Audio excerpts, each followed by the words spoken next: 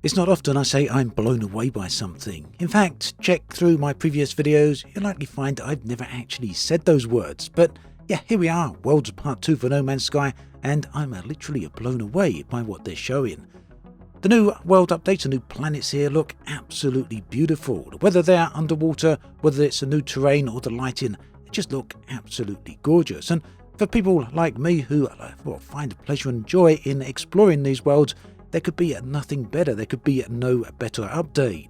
The update is live now and there's a whole slew of features here. We're going to go through all of the details on that, and as with normal from Hello Games, the update is entirely free. Not only that, it kind of feels that calling it an update is, well, in a bit of an understatement. If anything, other companies would likely charge a huge amount of money for this, being a big DLC or even an expansion. So, key features for this update are new stars, a new story, new planets, which also includes gas giants and water worlds, as well as exploring new ancient ruins. Hello Games have also added in a load of new creatures, a variety of different biomes, not to mention what appears to be more or less completely overhauled terrain. The terrain system absolutely looks stunning here.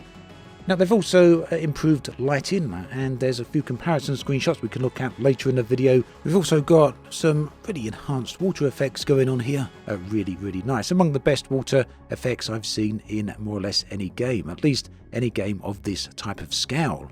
So let's go through each of these features one by one. Hello Games have said that the algorithm of the universe has evolved to generate beautiful new mountains, deep valleys and sprawling plains. That's very much apparent in the footage we can see on the screen right here, and if you've had the chance to dive into the game, you'll no doubt have seen some of that for yourself already. I just love the way Hello Games drop these updates without any warning, completely unexpectedly, and people just jump straight in and have a look. Again, look at the terrain here. We've got a little bit of detail dropping off as the camera pans away, but nonetheless, this looks fantastic. Loving the water as well, and those reflections. Now, Hello Games, Sean Murray did say that, well, he confirmed really what a lot of people have thought in the past, that much of the technology we're seeing here is coming from the work done on their new game, Light No Fire. Now, Light No Fire seems to be a hugely ambitious game with a singular world that is the same size and scale as the real-world planet Earth. So they've gone away from the massive galaxy here and billions of planets and simply focused on one single planet that is immensely detailed.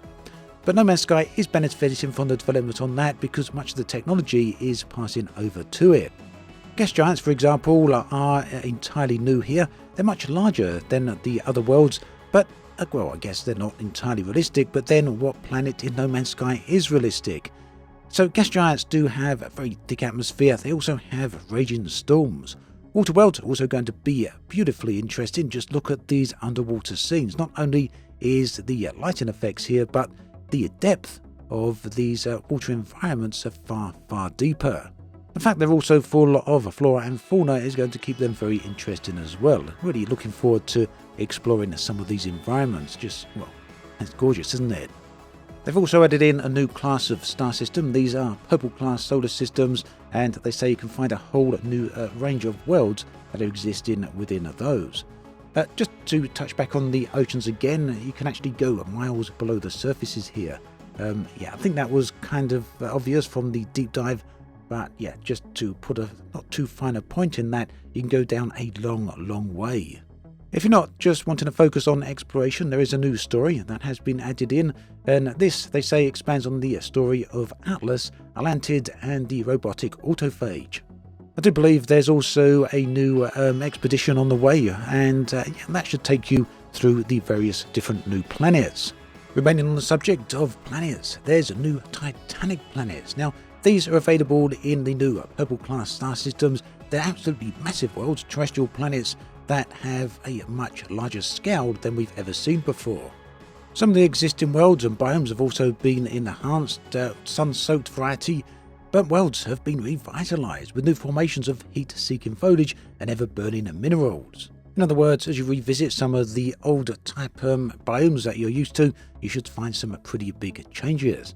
We're also seeing some localized anomalies down on planets. Hello Games have said planets can now fall under the influence of strange weather anomalies, including dramatic electromagnetic events, enhanced storms and tornadoes, and even localized gravity inversion zones. In terms of biomes, there's new dense jungles. Hello Games say delve into thick vegetation and dense undergrowth of lush jungles. Now, as I've said before, I'm definitely a huge fan of exploration. I think you all know that at this point. I mentioned that many times in this video already.